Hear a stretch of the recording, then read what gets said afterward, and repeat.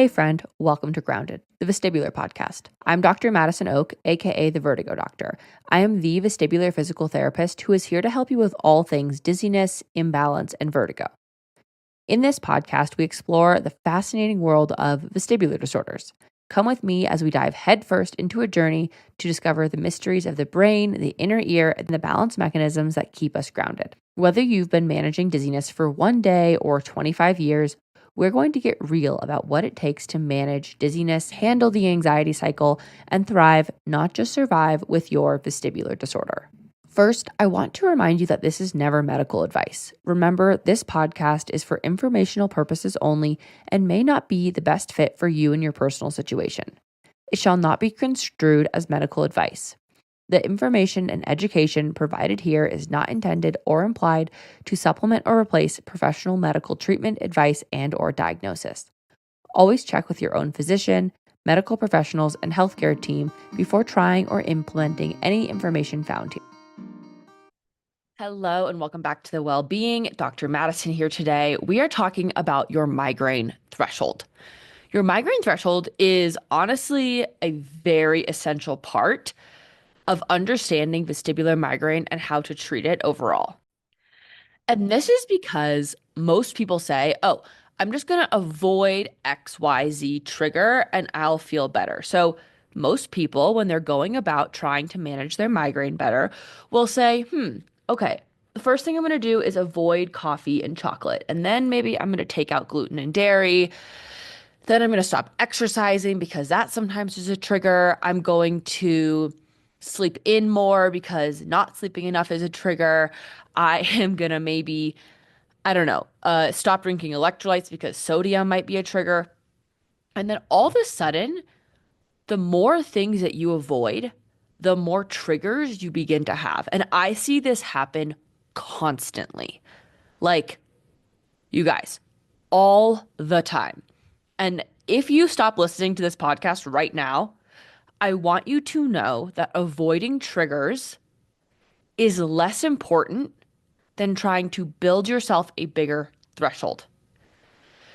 Building a threshold and avoiding triggers are two different things. Now, if you listen to nothing more than that, you will have gotten something out of today. If you want to learn how to do that, keep listening. So, migraine threshold theory is similar or the same as the bucket theory. Now, the bucket theory is basically you have two buckets or two, I like to think about it in cups. You can look, if you're watching this on YouTube, you can see. If you are not, I will do my best to explain it. So in my right hand, I have a bowl, which is it's not a bowl, it's more of a jar with a red lid. And then in my left hand, I have my mug that says F Vertigo, but it is a four-letter word. But if I say that word on this podcast, I have to mark it as explicit, so I'm not going to. And you can tell that the mug that says F Vertigo is much smaller than the jar of dog food that I have. I just use dog food as dog treats for Tugboat because he eats so much food that it cost me an arm and a leg to buy him treats. And so I just used Hugo's dog food instead because they eat different food. Anyway, this jar, again, is a lot bigger. And if I filled both of these up with dog food or both of these up with water, the mug would overflow far before the jar overflowed. And again, this is because it's physically a larger volume, so it has more room for stuff inside. And that is all that you are really going for. When we are thinking about stuff in a bucket, we are thinking about how many triggers can my threshold or can my bucket physically hold. You can do this experiment at home. Get one 16-ounce glass and one 8-ounce glass, fill them up at the same time with water somehow, and you will see that one is going to overflow first. Your goal with migraine management is to build yourself a larger threshold, not to avoid triggers. We don't want to, if you have one thing that you're like, that's a trigger every single time, sure, maybe. But what you will find is that as you improve your threshold, as you build yourself a bigger bucket, you will have more room for triggers, and those things that are triggering won't be triggering anymore. So, for example, I know people who were like, oh, I can't eat avocado, it's a trigger. 6 months later, they've gone through vestibular group fit, they're doing really well, they can eat and all the avocado toast they want. I know people who used to be really sensitive to alcohol, and they're like, now I can have like a single glass of white wine with my friends. This is really important to understand because it opens up your world a little bit bigger and a little bit bigger and a little bit bigger every single time you grow your bucket. Now, you're not going to get a 16-ounce glass from a 4-ounce glass overnight. It's just not going to happen. But slowly but surely, you are going to be building a larger and larger bucket. The things that I recommend people focus on are what I call the basics. They are listed under the basics in vestibular group fit, and I go really into depth in every single one of those. But the basics are things like sleeping really well every night, consistently, same time, practicing good sleep hygiene tactics, eating to balance your blood sugar, and eating the most well-rounded diet as possible rather than trying to exclude everything from your diet. Excluding everything from your diet, usually not that helpful. Eating a well-rounded diet with lots of fiber, no processed foods, things like that, usually makes you feel better more quickly. Staying hydrated, having an electrolyte, taking your supplements, doing nervous system regulation, and exercising or moving your body in some way. There are other internal factors that are going to impact your migraine threshold. These are things like genetics, hormones, stress, sleep. External factors are, I guess sleep is also an external factor, but things like diet, environmental triggers like toxins or someone smelling like perfume. Maybe you live in Los Angeles, right? And the air quality during the fires was really awful, something like that. I'm recording this as the fires are going on. I hope when this releases, they are out, but you never know. And I love you and send so much love to all my Californians and Los Angeles natives and people who live there. Other things like weather changes can be really triggering. Because we can only control what we can control, like we can't control someone walking by us and having on perfume. We cannot control the weather. We cannot control a screaming toddler on the bus. We cannot control a lot of things in the world. But if you control well and make your life as boring as possible to open up your life to a broader reality, to control what you can control, you will feel better in the long term. Now, I don't actually mean you need to make your life as boring as possible. It's not what I actually mean. What I mean is your brain needs to come and learn to expect certain things in order to give yourself a broader horizon. So if your brain can expect that within 1 hour of waking up every day, well, first, I'm going to wake up every morning at 6. I'm going to go to bed every night at 9. I'm going to sleep from 9:30 or 10 to 6 every day. And then within 1 hour of waking up, I'm going to have 30 grams of protein, and I'm going to maybe go for a walk, get some sunlight. I'm going to do some breathing. I'm going to start my work day.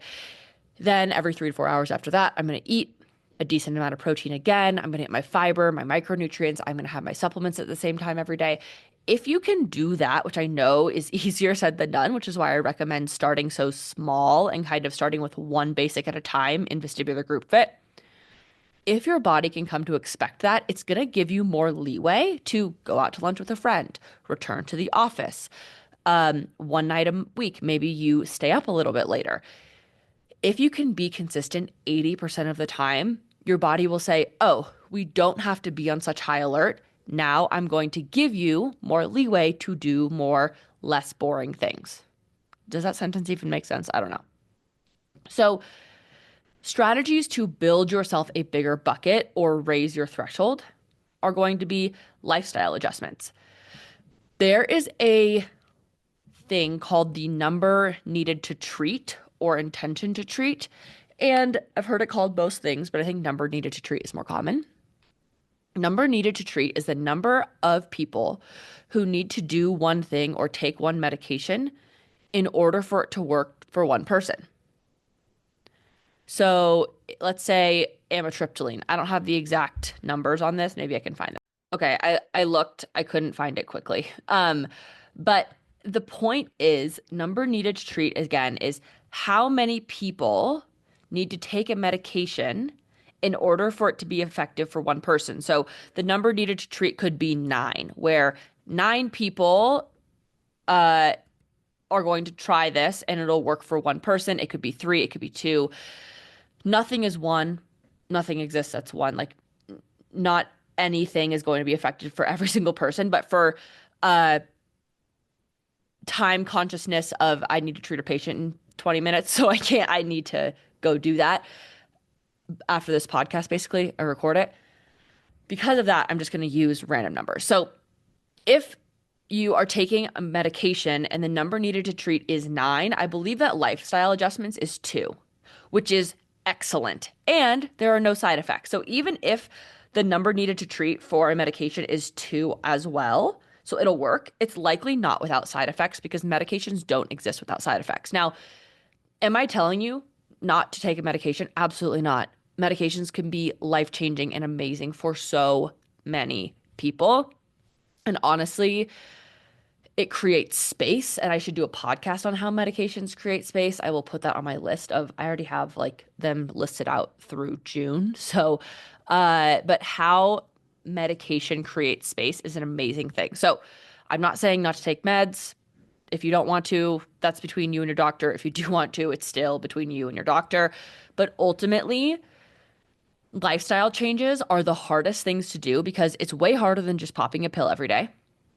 It is literally more difficult. However, it is going to be more effective long term at building you a bigger bucket and doing so without side effects. So, the first thing that I would do would be to establish a sleep schedule. This is going to help your blood sugar. This is going to help your fatigue levels. This is going to help your hormones, your nervous system. It helps everything.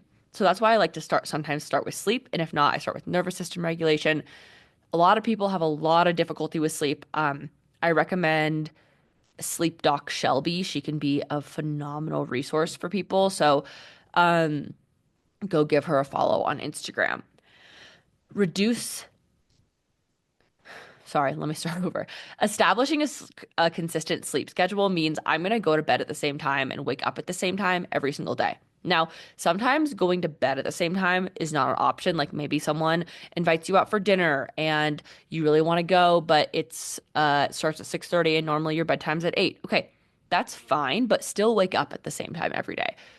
I highly recommend a sunrise alarm clock. I personally am obsessed with mine. I like the one from Rise Centered, but even though it's a little bit more expensive than the other ones, it doesn't have a subscription that you need to purchase every month. And so I think that's better than the other ones because if you're just going to purchase something, like why do you have to pay to keep using it? Like if you're using a subscription service, that's different, but I had to purchase a physical product for some of these alarm clocks and then pay to use it, which I think is silly. So buy a sunrise alarm clock from Rise Centered. It's my favorite one. Dietary modifications. Rather than I'm going to go on the Heal Your Headache diet or I'm going to change the way I eat, I want you to change the way you think about eating. You can get a continuous glucose monitor to help this, a CGM. I've used one before. The Freestyle Libre 3 is the one I personally use, but from my understanding, they're pretty much all the same. And that can be really helpful because big shifts in insulin as well as in blood glucose are always going to be triggers for most people. Environmental changes, so minimizing exposure to bright lights. This doesn't mean you could never go to the grocery store or not go to Target or whatever. This means like, hey, maybe I'm going to, and this is where it's kind of a trigger avoidance, but it's mostly being supportive using your toolkit. I'm going to wear my Avalux glasses and a hat to Target rather than going in there without anything. I like to compare this to being prepared to go skiing, which I do a lot of. I'm not going to go outside and go skiing in shorts and a t-shirt. It's -3 outside. It is so cold. So I need to be prepared adequately. So building a toolkit and things like that is going to be really helpful. Next is staying hydrated. This is one of the basics that I find to be incredibly helpful. 75% of people are dehydrated. period. That means if you are listening to this, you are more than likely dehydrated. I am even probably dehydrated, and I am literally chugging water. So that is something to know. If you are dehydrated, you are not alone, but you do need to drink water. And almost everyone says to me, I'm just bad at drinking water. I always forget. Look, I am sorry, there is no excuse for not drinking water. It is practically free. I would recommend filtering it if you can. At least a fridge filter or a Brita filter at minimum, but I recommend I use one called HydroViv. It was, I think, $200. It's almost always on sale. I have no affiliation with them. I just use them in my house. It filters out almost everything, almost as well as reverse osmosis, but RO is not cheap. So um, I like that one better, and you just replace the thing every 6 months, and it's customized based on where you are. It's HydroViv, Hydro Viv. Um, Maybe I can get them on the podcast one day. I love them. So that can be really helpful as well. And then adding an electrolyte every day, taking your supplements at the same time most days if you can. Um, we have a whole podcast on supplements. Magnesium, creatine, omegas, CoQ10, B2, or riboflavin, they're the same thing.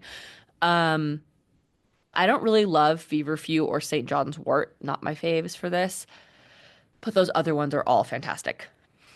I recommend for about 4 to 6 weeks trying to track your triggers or track kind of when you're having symptoms. And by that, I mean, like, if I don't sleep well, do I get an attack? If my blood sugar goes out of balance, does something happen? If I don't know, go into a really bright store or go into a really loud place or something like that when I'm around my period or around ovulation, is that when I'm getting symptoms? Because then you know what you can do about it.